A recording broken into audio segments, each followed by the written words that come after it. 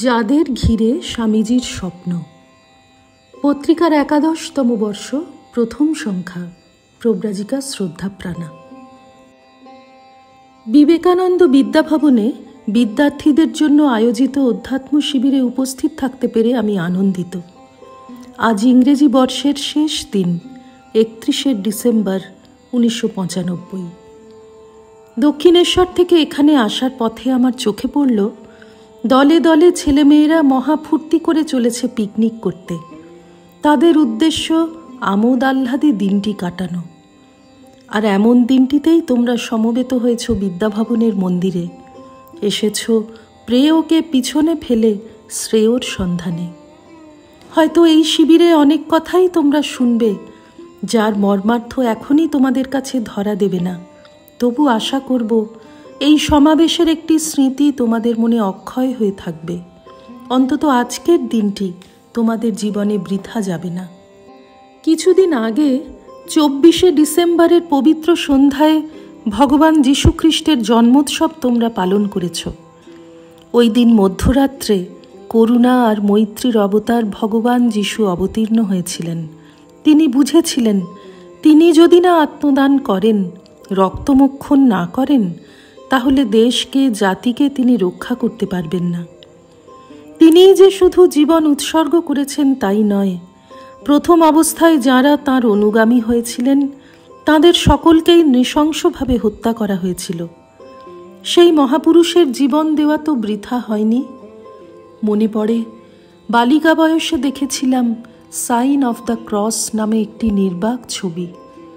কেমন করে ত্যাগের প্রতীক ক্রস চিহ্নটি বুকে করে সহস্র মানুষ অনায়াসে জীবন দিতে চলেছে তার কাহিনী। আজও পৃথিবীর অর্ধেকের বেশি মানুষ তাঁর ধর্মে বিশ্বাসী। একদিন আমেরিকাতে ওই ধর্মের আলোচনা প্রসঙ্গে স্বামীজি বলেছিলেন, অনেকের ধারণা খ্রিস্ট ধর্মের একটি মন্দ দিক আছে।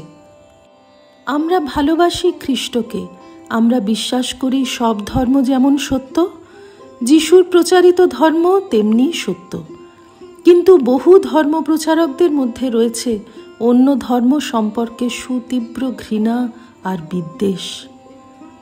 আমেরিকার সভায় স্বামীজি যখন যীশুখ্রিস্টের প্রেমের দিকটি বলছেন, শ্রোতাদের মধ্য থেকে উঠে দাঁড়িয়ে কেউ কেউ বললেন, তোমাকে খ্রিস্ট ধর্মের কথা বলতে হবে না, তোমার নিজের ধর্মের কথা বলতে এসেছ, তাই বলো।